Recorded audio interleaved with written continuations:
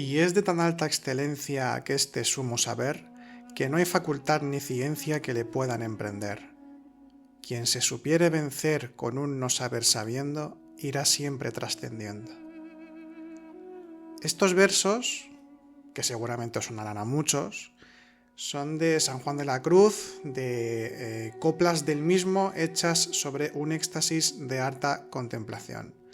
Y además inicia con 3 versos que son fantásticos, que resumen muy bien lo que explica, ¿no? Lo que narra en esta bella poesía, cuando dice: entréme donde no supe y quedéme no sabiendo, toda ciencia trascendiendo.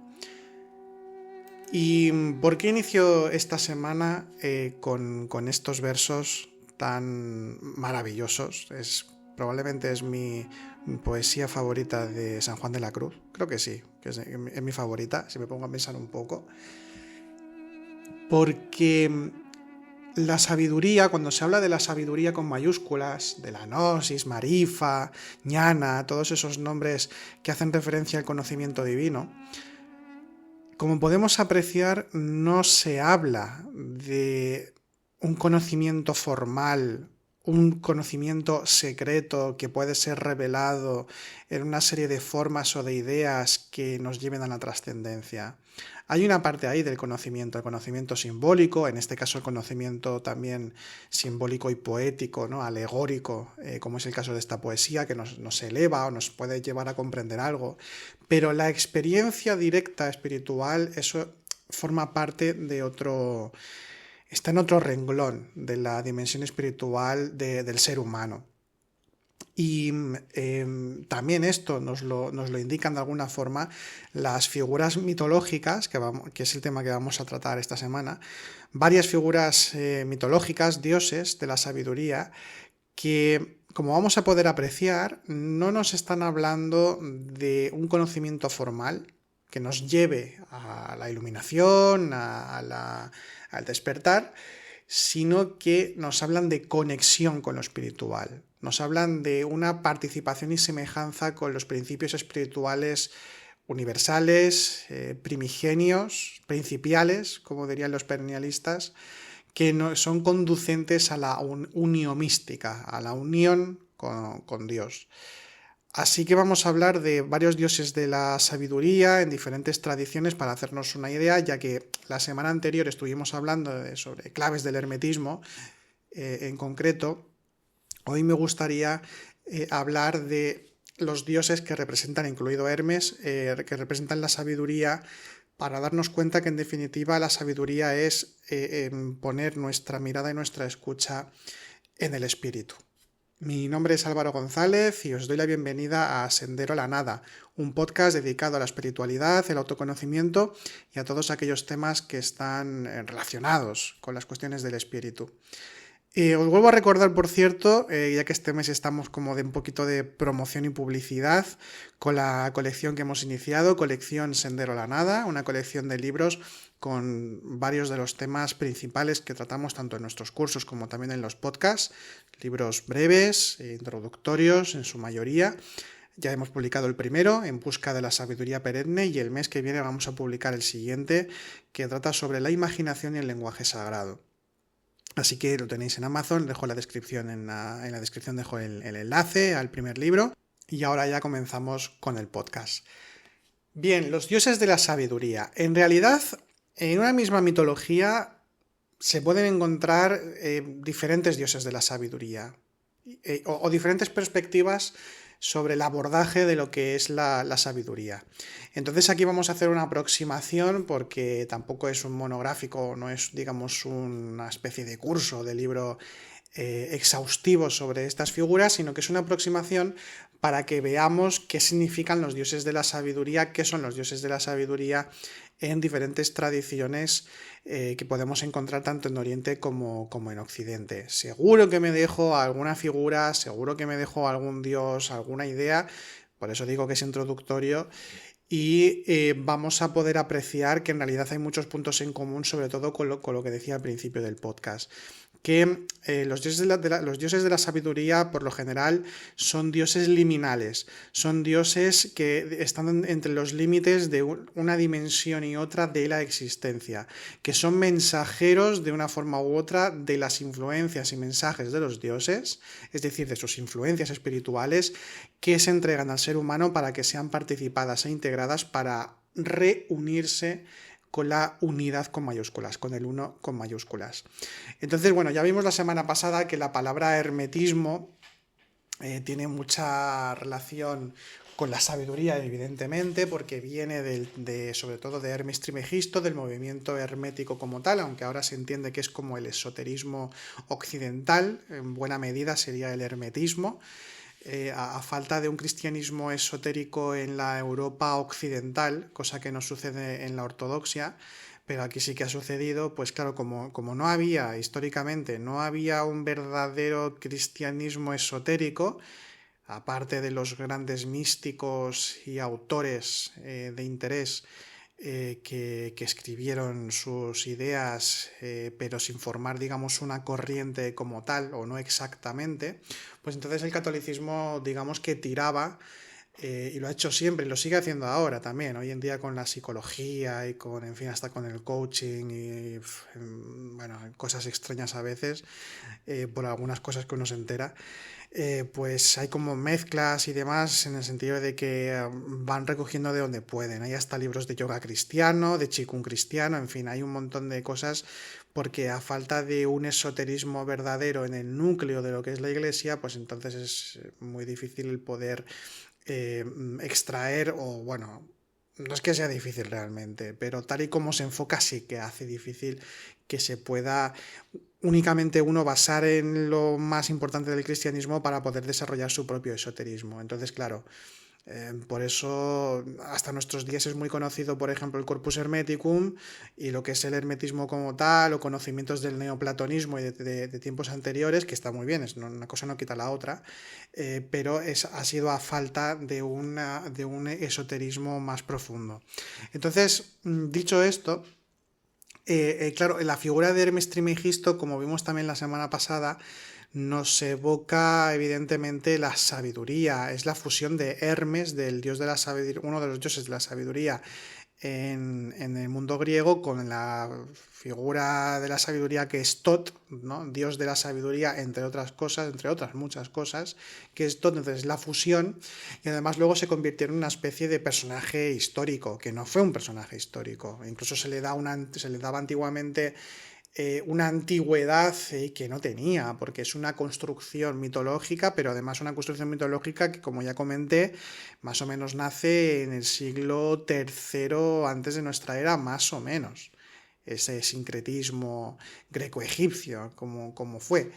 Entonces, ya ahí tenemos pues a un dios que es la fusión a su vez de dioses de la sabiduría, pero vamos a ver estos dioses lo que son, ¿no? lo que tratan. Entonces, ya cuando hablamos de la sabiduría, ya lo he comentado lo que es, también se puede entender que la sabiduría es orden, que es verdad, armonía, es belleza, es participable, ¿no? Es posible ser investido por la sabiduría con mayúsculas.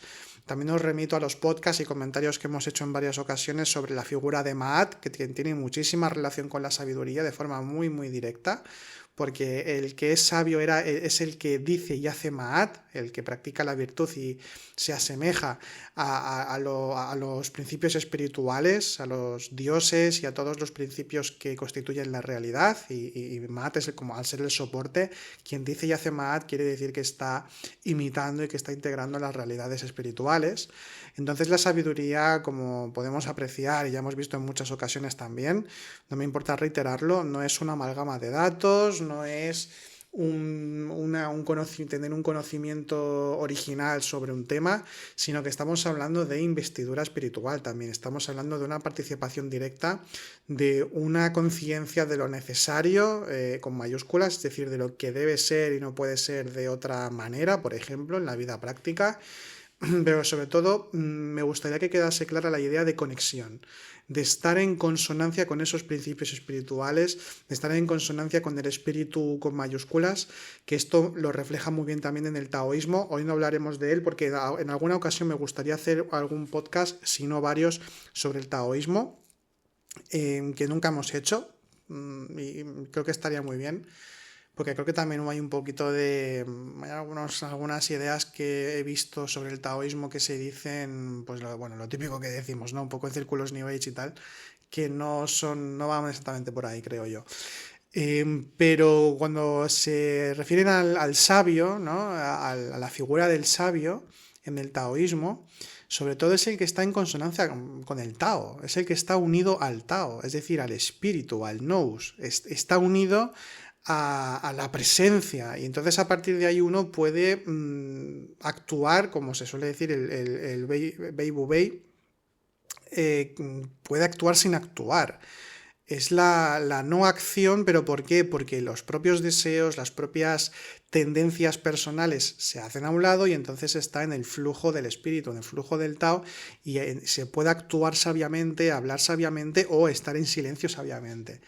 Así que ahí tenemos ya un poco también la idea de lo que es. Y luego también, por otro lado, al menos a mi entender, la sabiduría no quiere decir que sea algo completo en el sentido de a la hora de actuar, porque uno puede equivocarse. Es decir, no estamos totalmente despiertos ni totalmente dormidos. Digamos que vivimos una especie de realidad intermedia respecto a eso, y eso significa que también digamos que hay como niveles y niveles de ser. Entonces, cuando una persona pone su mejor intención, yo no digo que sea siempre así porque a veces la mejor intención tiene que ver con el deseo, pero lo que vengo a decir, cuando es una mejor intención, vamos a decir, genuina, lo más consciente posible, también hay una parte que nos falta de visión y eso es normal. Entonces, a veces podemos incurrir en el error, pero la buena intención, pues, si ha sido genuina en algo, igualmente puede contribuir cuando se ha actuado con la mejor intención lo más conscientemente posible. Al fin y al cabo, por eso se utiliza el término imitatio Dei de forma muy general, porque es una imitación de lo divino, que al imitarlo ya te asemejas y ya te participas de ello, pero sigue siendo un reflejo del espíritu. Entonces, al estar dormidos, ese reflejo, como espejo que somos, ¿no? El corazón, al ser espejo de todas las teofanías, como diría Ibn Arabi, pues ese espejo, si no está del todo bruñido, si no está del todo pulido, entonces no refleja al 100% lo que debe ser. Pero al menos, si se pone esa intención, como digo, pues tiene su importancia. Así que, bueno, dicho lo cual, ya para empezar, hablar del mismo dios Hermes, del Hermes, no Hermes Trimegisto, sino del Hermes griego, que es dios liminal y mensajero de los dioses. O sea, Hermes, que sería el Mercurio romano, es, vamos, un dios capital, ¿no? En la tradición griega, y tiene varias funciones. O sea, para entender un poquito, veamos un poco la iconografía básica, que ya nos va a dar información. Normalmente la imagen clásica de Hermes nos muestra al dios vistiendo sandalias aladas, que es un símbolo del vuelo espiritual, del viaje espiritual, la elevación espiritual, como suele ser el simbolismo de las alas y de las aves relacionado. Hermes además tiene una capacidad que es la de ser ágil y veloz. Entonces es un dios del movimiento, de la transformación, del cambio y del intercambio también. Entonces también se convierte en patrón de los comerciantes, también de los ladrones, pero es patrón de los comerciantes y por tanto representa el trato, el compromiso, la palabra bien dada, aunque ya os digo que en el caso de los ladrones sería diferente, sería como otra perspectiva del intercambio, entre comillas, y eso sería pues hacer mal uso, ¿no? Al hacer mal uso del verbo, del dinamismo del movimiento, pues lo dicho, se convierte en patrón de los ladrones. Y ahí está el aviso simbólico, ¿no? La misma fuerza, la misma palabra puede usarse para traer orden y armonía o caos y mentira. Vemos que es una misma fuerza que se puede utilizar de muchas maneras. Luego también porta el conocido caduceo de Mercurio, que sale en tantos lugares y tan simbolizado que ha sido siempre, o mejor dicho, interpretado constantemente a lo largo de la historia. Entonces, es una vara, el caduceo de Mercurio, o el caduceo de Hermes, es una vara en la que se enrollan dos serpientes, está coronado por una esfera de la cual brotan dos alas, y no es el mismo exactamente símbolo que el de Asclepio, que es dios de la curación en la antigua tradición mediterránea, y también es un texto del Corpus Hermeticum con el nombre de Asclepio, ¿no? Pero es un dios de la curación y que es el que se utiliza realmente en las farmacias, no es exactamente el caduceo de Hermes, lo comento como matiz. Pero volviendo al caduceo de Hermes, lo que simboliza es, por ejemplo, la unión de los opuestos, con las dos serpientes que se entrecruzan, y además, según el mito, Hermes usó esa vara para separar a dos serpientes que estaban en lucha. Entonces representa como la conciliación de las fuerzas contrarias, no la autodestrucción de esas fuerzas, sino la conciliación. Y ahí está pues ese caduceo, además también alado con la esfera, que vuelve a ser tanto la esfera como también las alas, pues un símbolo del espíritu y de la elevación espiritual. ¿Vale? Entonces, atributos que tiene el Hermes como tal, pues en tiempos anteriores, anteriores al periodo clásico, como el más conocido, ¿no? O el más, sí, el más conocido, el más famoso de la época griega, Hermes en principio fue considerado el inventor del fuego, era un dios de la fertilidad, de la riqueza, la fortuna, la bienaventuranza. Entonces tenía como esa función muy primigenia y también era el dios de los límites, era el dios de las fronteras, no solo terrenales, sino también espirituales. Es un dios liminal que es intermediación entre el mundo espiritual y el mundo manifestado. Luego ya en época clásica es un momento en el que hay más datos también disponibles sobre lo que es la figura de Hermes, y tiene una función capital porque es el mensajero de los dioses, también copero de los dioses, que sirve la ambrosía a los dioses, y es un dios mensajero, por tanto es un dios angélico, es un dios que trae el mensaje de los dioses para entregárselo a los seres humanos, y esto también le convierte, por tanto, en dios de los caminos, sobre todo de las encrucijadas o cruces de los caminos. Antiguamente, en el mundo griego, y si no recuerdo mal, creo que también, al menos durante un tiempo, en el mundo romano, en la versión de Mercurio, ¿no? Del dios, se utilizaban las hermas, que eran una especie de bustos que estaban en los cruces de caminos, donde estaba un busto del dios, y a veces también se esculpía un falo, porque el falo, tanto para griegos como para romanos, los romanos muy especialmente, era un símbolo de protección. Era un símbolo de protección. Entonces, claro, es el protector de los viajeros y el protector de los límites de los caminos, o de Dios liminal, como digo. Entonces, pues el falo también sería como parte de protección. Y entonces se convierte en un dios. Bueno, hoy en día son los cruceros, ¿no? Cuando aparece el cristianismo, pues los cruceros, con la cruz de Cristo, Cristo como protector de los caminos. Porque aunque no aparezca en un crucero la figura como tal de Jesucristo crucificado, la cruz en sí misma ya simboliza a Cristo. Entonces, al simbolizarlo, pues entonces Cristo se convierte en protector de caminos también para los viajeros, ¿no? Fue como la cristianización de una pieza que ya existía. Entonces, al ser también un dios protector de los viajeros, está asociado, por tanto, a la guía, porque también es un dios psicopompo, un dios que guía a las almas por las regiones espirituales, incluso también pues durante el fallecimiento. Hay algunas versiones que nos explican también esto.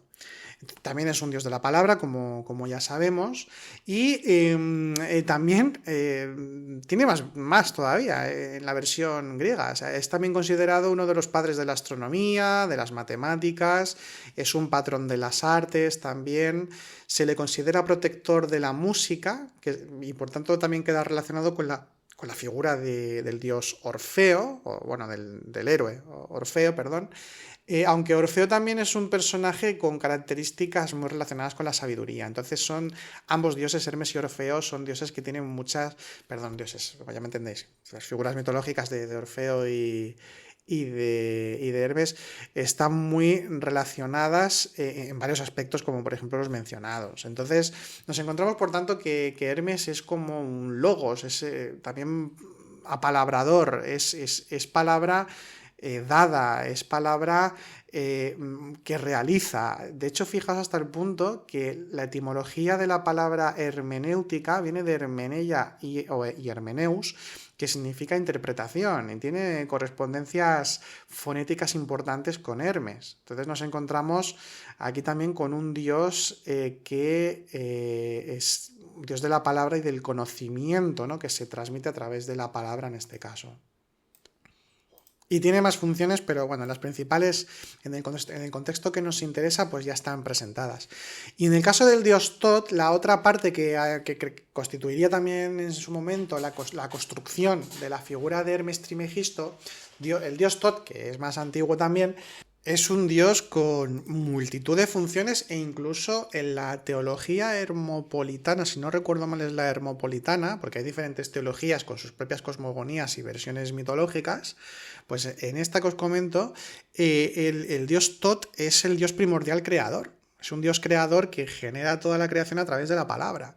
Pero aunque no sea un dios creador, siempre es muy importante, es esencial. Es esencial porque sería como la lengua y el corazón de Ra, con Ra, que es como la versión más extendida y conocida, con más peso.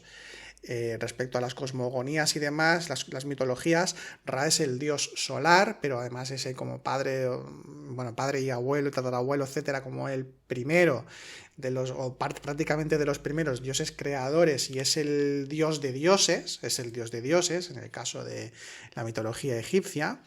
Se dice que el corazón y la lengua de Ra son Tot, porque el corazón piensa, el corazón ya gesta lo que va a ser creado y la palabra lo hace presente. Recordemos que en las tradiciones antiguas, o mejor dicho, las civilizaciones antiguas, la palabra tenía un peso importantísimo, es decir, no era únicamente un instrumento de comunicación. La palabra era una presentificación, era hacer presente una realidad, hacer presente una realidad de cualquier tipo, ¿no? Entonces, la palabra, y de hecho Tot es un dios de la palabra, está enmarcada también en lo creativo, en lo formador, en la organización de la creación, y además la magia practicada tradicionalmente era a través de la palabra. Era como uno de los puntos esenciales de la práctica mágica, que era la pronunciación, y así de esta forma se hacía en realidad aquello que era manifestado a través de la palabra. Entonces tenía un peso importantísimo la palabra como tal. Aparte de eso, de ser un dios de la palabra, dios de la sabiduría, Tot es considerado inventor de la escritura. Esta es, por tanto, patrón de los escribas. Aquí volvemos con el tema de la palabra como tal, en este caso escrita, porque además los jeroglíficos son las palabras de los dioses y por tanto son presencias espirituales en sí mismas. También es patrón de las artes y las ciencias, sería creador del lenguaje, juez de las almas, también es un dios psicopompo. Aquí vemos entonces que Hermes es una figura que tiene muchas resonancias con Tot, evidentemente, y al final acabarían fusionadas como Trimegisto. Y también es quien pesa el corazón del difunto o el iniciado, que sería un símbolo del alma, en la balanza, en el viaje de Maat, en el que al final del viaje está en la sala de Maat, quiero decir, el viaje del iniciado que va hasta la sala de Maat para acabar como la gran prueba iniciática que tiene para iluminarse, solarizarse, ¿no? Unirse al mundo de Ra, al dios solar, o no conseguirlo, pues está ahí para apuntarlo todo y para realizar el peso el dios Tot. Siempre está presente el dios Tot de una forma u otra, y está muy emparentado con Maat también. Y Tot se representa habitualmente como, iconográficamente me refiero, como un dios con cabeza de ibis, o directamente a veces como un ibis, o también como un babuino o cinocéfalo, ¿no? Como mono o como el ave ibis. Entonces, ¿por qué? ¿Por qué estos animales? ¿Por qué se utilizan, o sea, por qué se representa a Tot con estos animales? Bueno, la imagen más común, además, normalmente es la de Tot con cuerpo humano y cabeza de ibis, como os digo, que está generalmente sosteniendo una tabla y el cincel con el que va a escribir, ¿no? La pluma con la que va a escribir. La verdad es que ahora mismo no me acuerdo cuál sería el instrumento, o sea, la palabra concreta para el instrumento que escribe. Digo cincel porque a veces, o sea, se escriben tablillas, pero si es en pergamino, no sé si sería una especie de pluma. La verdad es que ahora no caigo. Pero la cuestión es que se suele representar de esta manera. ¿Y por qué el ibis? Bueno, el ibis es como un tipo de garza, ¿no? Es un ave que tiene varios significados importantes para los antiguos egipcios. Por un lado, representaba el cuerpo espiritual del ser humano, el Aj, ¿no?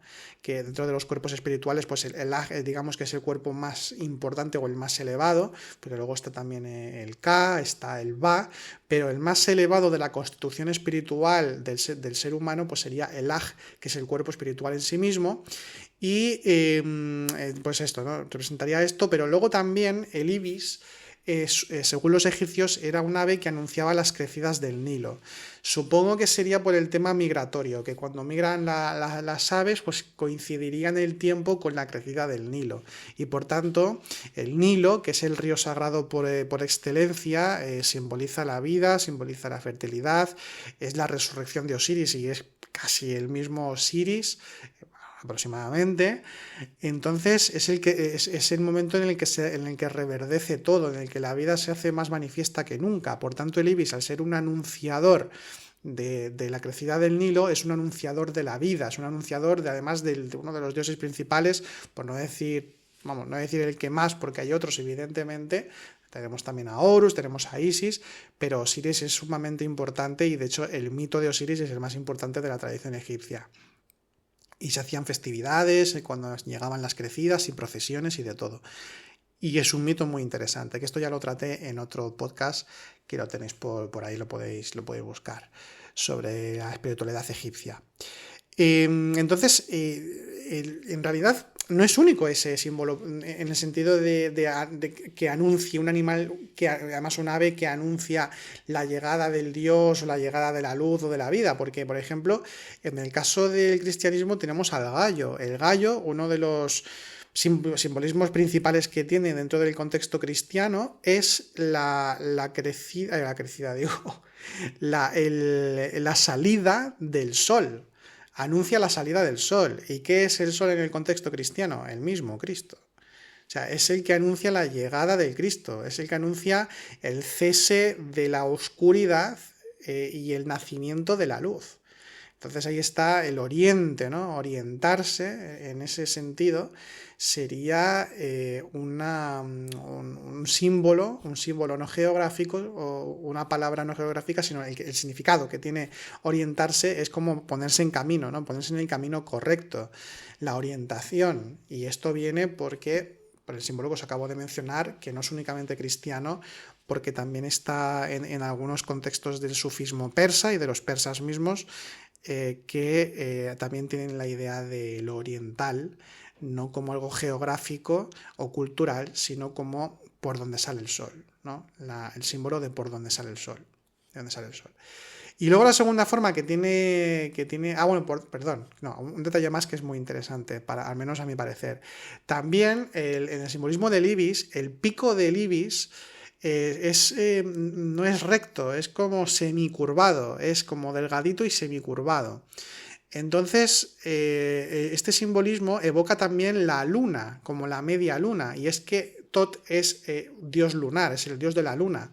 Dios de la luna que refleja la sabiduría de Ra, ¿no? Porque claro, llegan los rayos del sol que impactan en la luna y por tanto simboliza pues el reflejo, y que también en la noche, también en la oscuridad, también está presente la sabiduría y la luz de Ra y su luz espiritual como tal.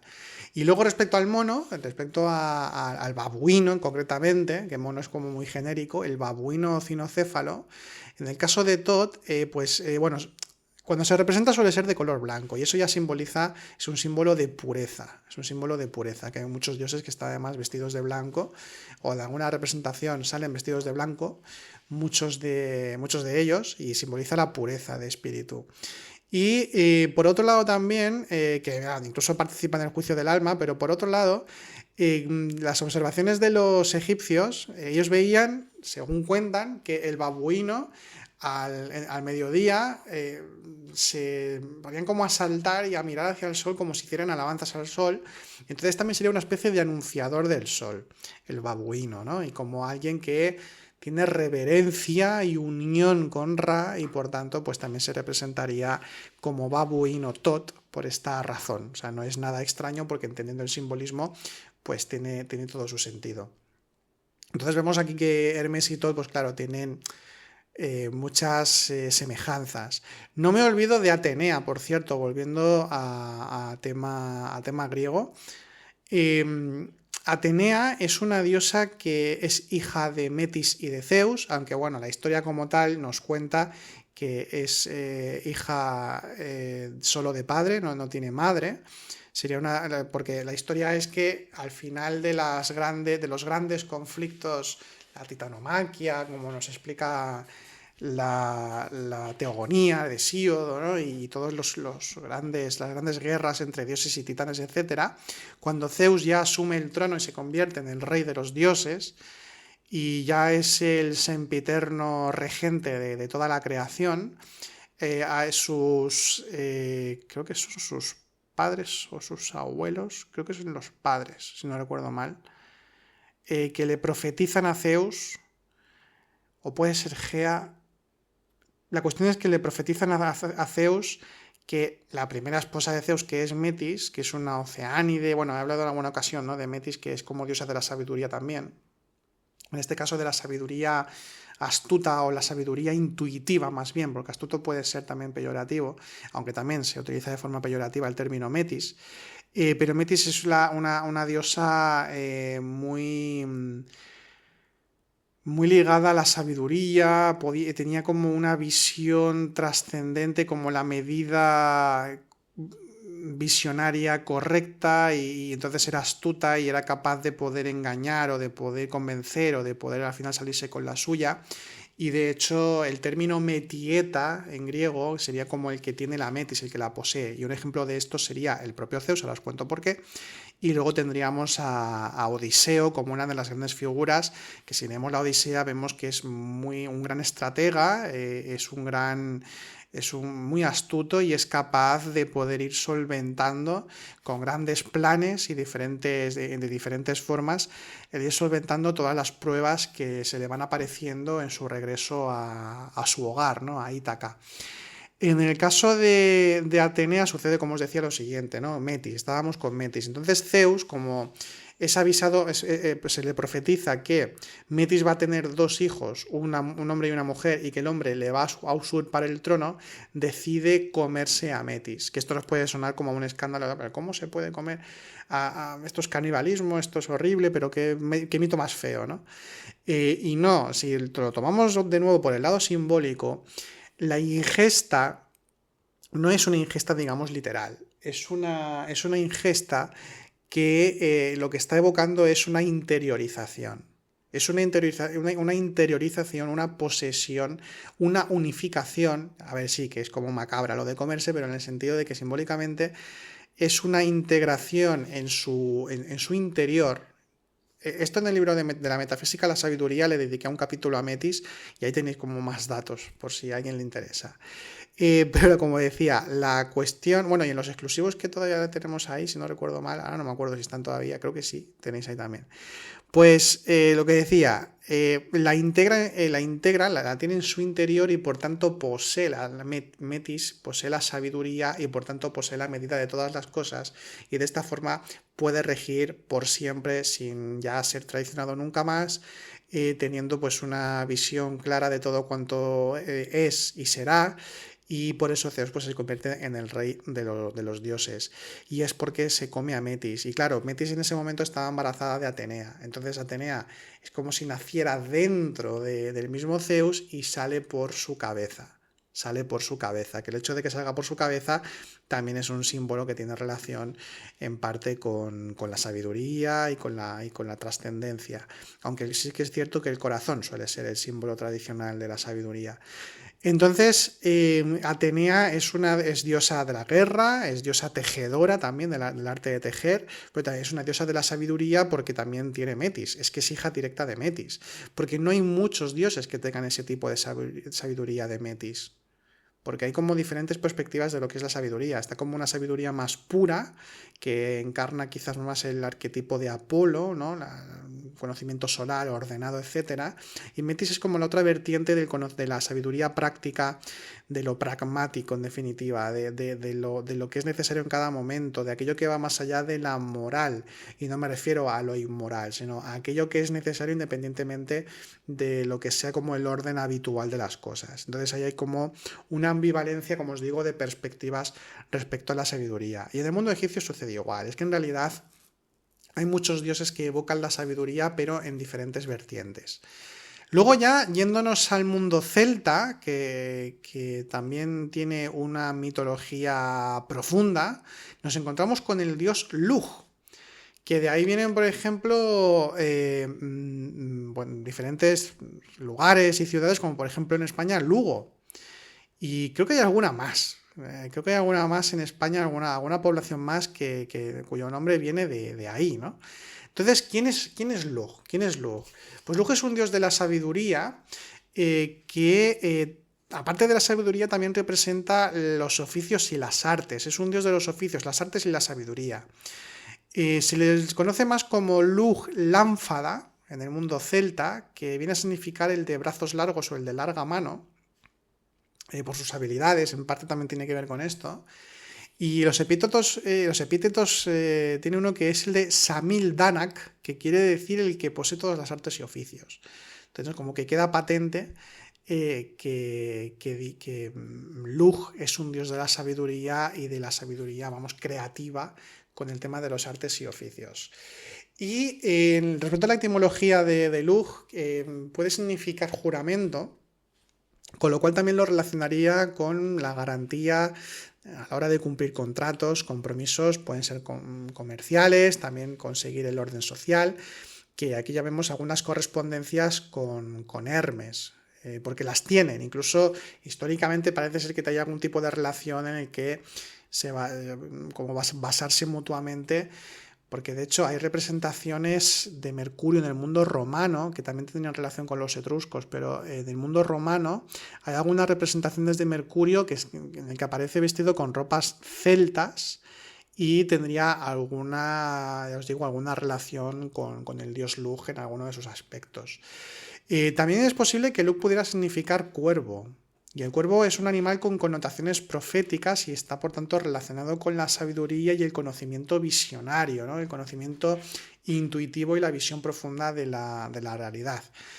Y sobre Lugh como tal existe una de las leyendas más importantes en la que intenta entrar a una ciudad, pero el guardián se lo impide. Y le impide pasar porque cada oficio ya estaba representado por otra persona. Es decir, él venía como para poder ejercer oficios y trabajos del que fuera necesario como patrón de las artes, y entonces, como ya estaba todo ocupado, todos los oficios ocupados, no podía entrar. Entonces Lugh pregunta si había alguien en la ciudad que dominara todas las artes y oficios, y al comprobarse que no era así, pues entonces se le permitió entrar. Y luego juega una partida con el rey de esa ciudad, juega una partida de Fitzel, que es una especie de ajedrez, y ahí es cuando Lugh se convierte en los líderes de los Tuatha de Danann, que son dioses luminosos, superiores, y que luego pues en las gestas de la mitología celta sería el que encabeza la batalla contra los Formori, ¿no? Que serían como los seres diabólicos. Por tanto, Lugh utiliza sus habilidades mágicas, que también es un dios mágico, durante la batalla y consigue la victoria y trae la armonía y la paz durante 40 años, que estos 40 años simbólicamente nos lo encontramos también esos 40, pues en el mundo judeocristiano, pues los 40 años de vagar por el desierto de Moisés y los hebreos, 40 días de retiro en el caso de Jesús, y bueno, hay como diferentes símbolos con el 40.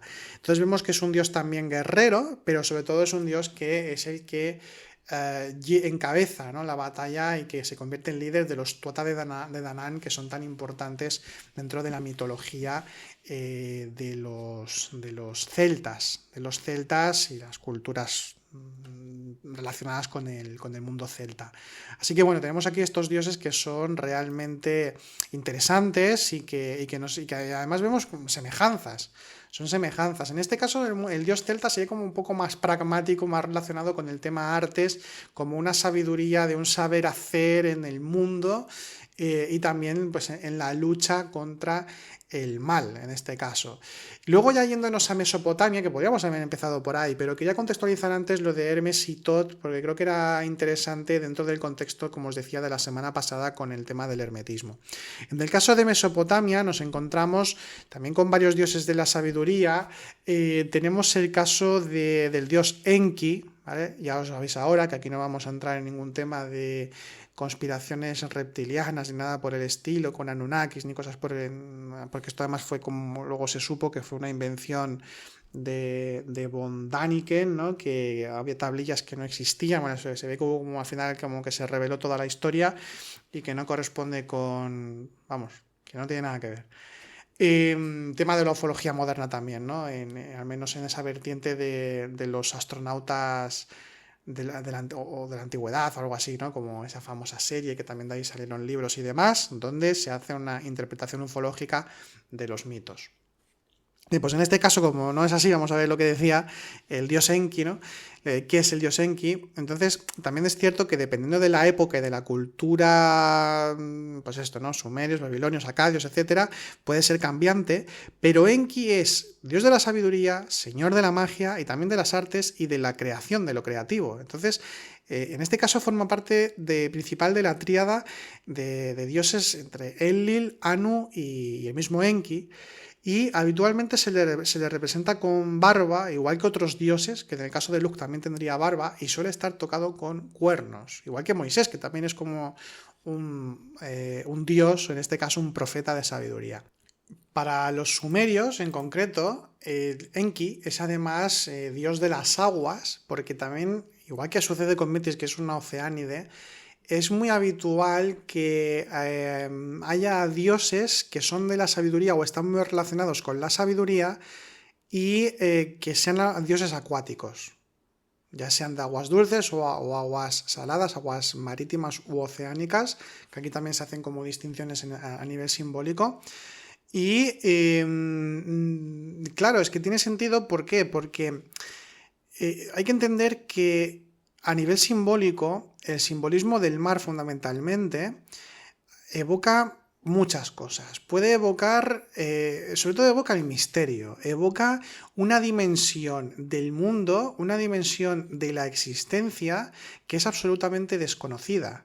Porque claro, no había submarinos, no había medios para poder sumergirse y poder conocer el mundo marino. Y de hecho, hoy en día sigue siendo, a nivel de descubrimientos me refiero, a nivel de conocimientos, sigue siendo todo un misterio el mar, porque constantemente se descubren cosas nuevas sobre su fauna, sobre su geografía, etcétera, etcétera. O sea, es uno de los grandes misterios de la ciencia, por decirlo así, está en el mar, ¿no? Que hay mucha cosa por descubrir, ¿no? Y que sigue ahí. Entonces es uno de los grandes misterios y, por ejemplo, en el mundo griego, pero eso también tiene relación con el mundo mesopotámico y había como intercambios o herencias en el sentido de cómo se entendía el mar.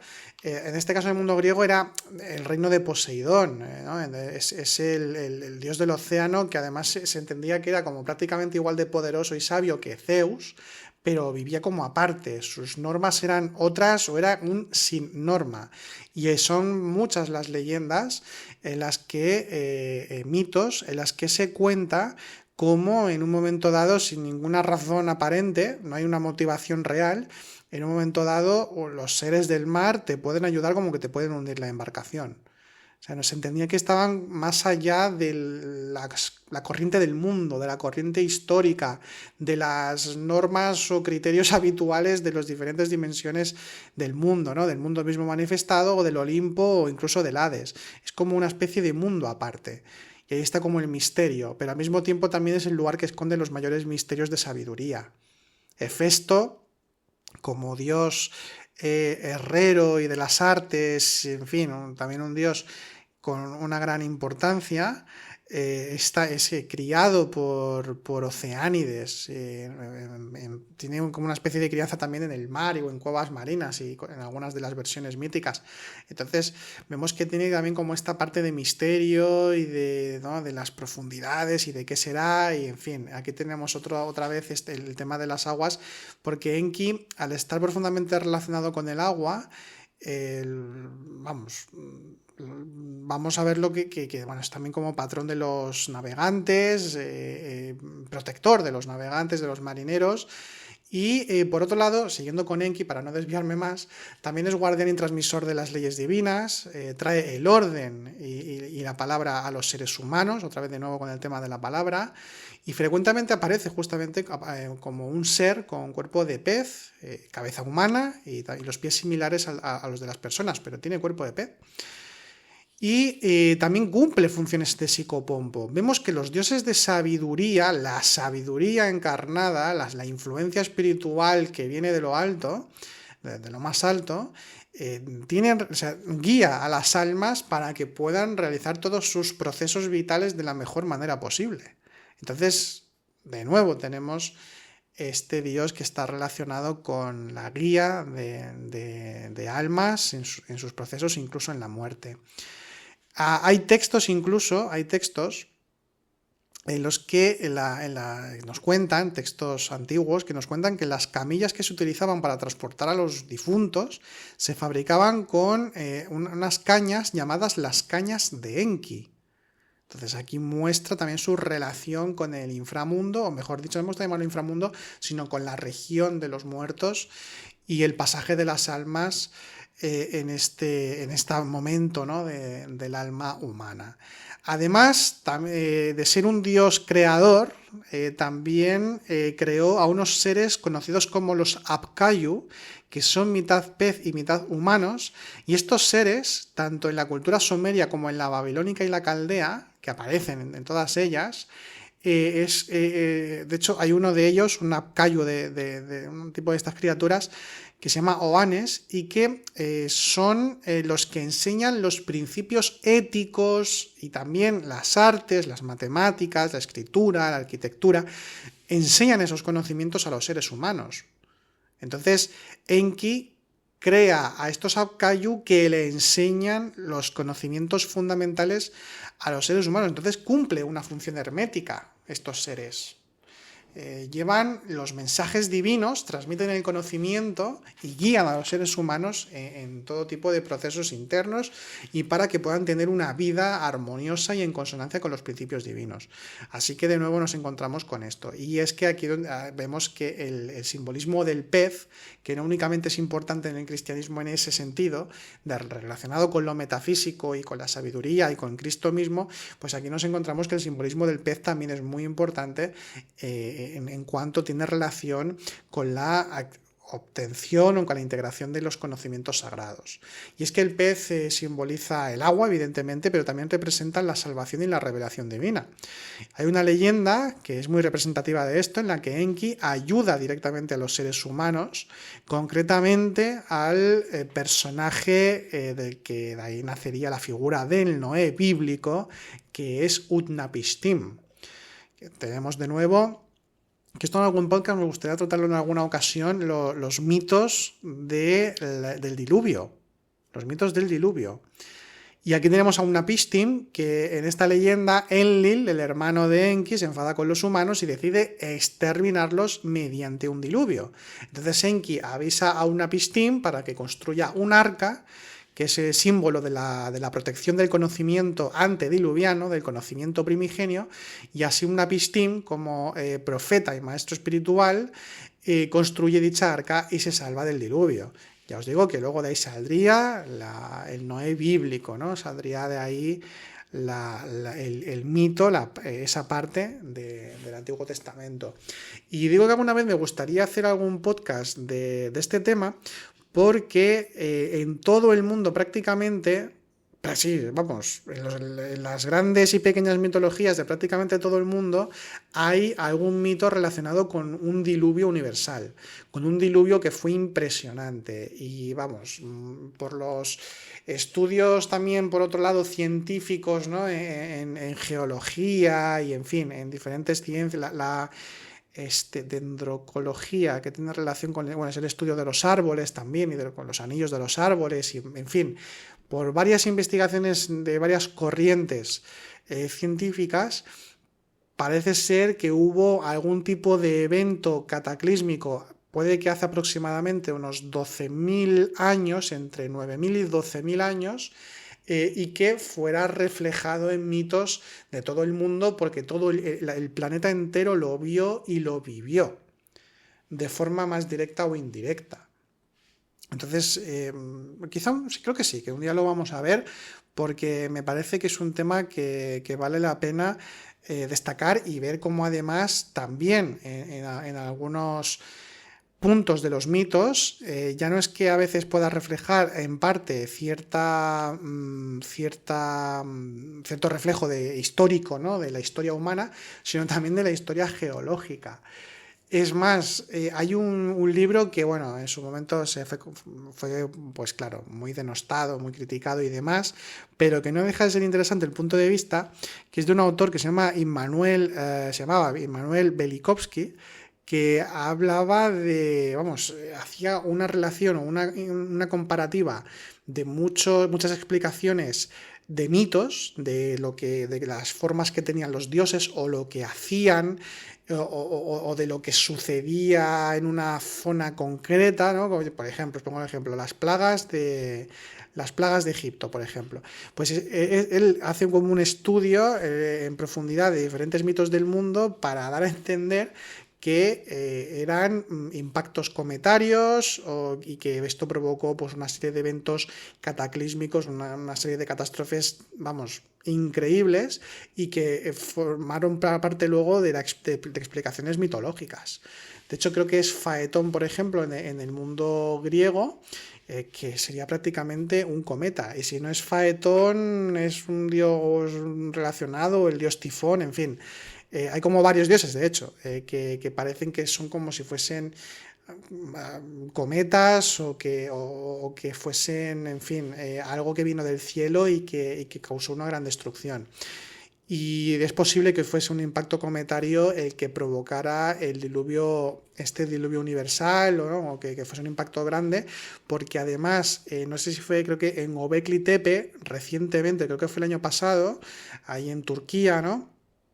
Que es un recinto, un gran recinto, que tiene más de 10.000 años, pues se encontró una tablilla donde se representaba, era como una tablilla astronómica donde se representaba un cometa, y que bueno, que podría ser un indicativo de que justamente en ese momento fue donde sucedió un gran evento de este tipo. Es algo que todavía se sigue investigando, pero me parece interesante. De hecho, ya he hecho ya medio podcast del tema del diluvio, pero bueno, no, pero ya me refiero a hacer un tema con ejemplos claros, ¿no? De contar los mitos, como estoy haciendo en este caso, en el caso de los dioses de sabiduría, pues con el tema del diluvio. Entonces, bueno, volviendo al tema, por tanto, tenemos que una pistim es guiado por Enki, que está convertido en pez, y para que pueda ir a un lugar seguro tras el diluvio. Y Enki aquí vemos pues, que es un claro guía espiritual que atraviesa las aguas, que simboliza el conocimiento, la renovación también y la purificación espiritual, que es uno de los símbolos que también se le ha dado habitualmente al tema del diluvio. Y por tanto, pues el agua y la sabiduría están pues, muy relacionadas. Y creo que lo vamos a dejar aquí porque llevamos prácticamente 1 hora de podcast y creo que ya es suficiente, y en un próximo podcast vamos a abordar el tema de la sabiduría.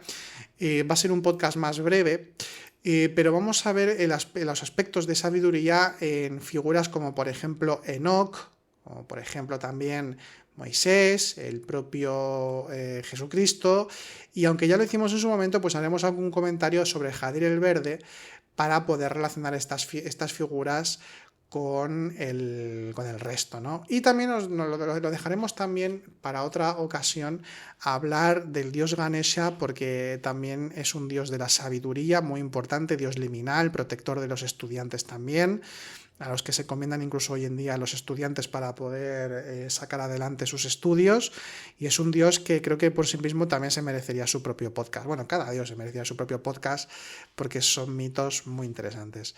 Bueno, sin más, espero que os haya parecido de interés el ver además sobre todo a nivel comparativo de cómo son figuras que cumplen funciones, las mismas funciones, independientemente de la tradición que sea.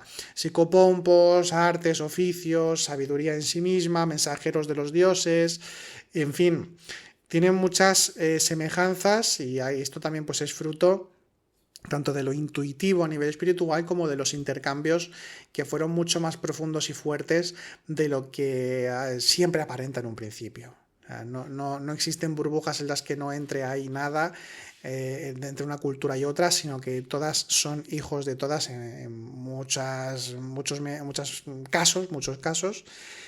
Y creo que también es un tema interesante poder ver la comparativa para darnos cuenta de la universalidad del conocimiento. Es una forma, de nuevo, es una forma de ver principios espirituales que se encuentran en todas partes, porque cuando veamos también en su momento el tema de Ganesha, pues vamos a poder apreciar cómo también hay aspectos que son muy parecidos a los que hemos tratado en esta ocasión, enmarcándonos en Occidente y Oriente Medio. Sin más lo dicho, espero que os haya parecido de interés y nos vemos la próxima semana. Que vaya muy bien.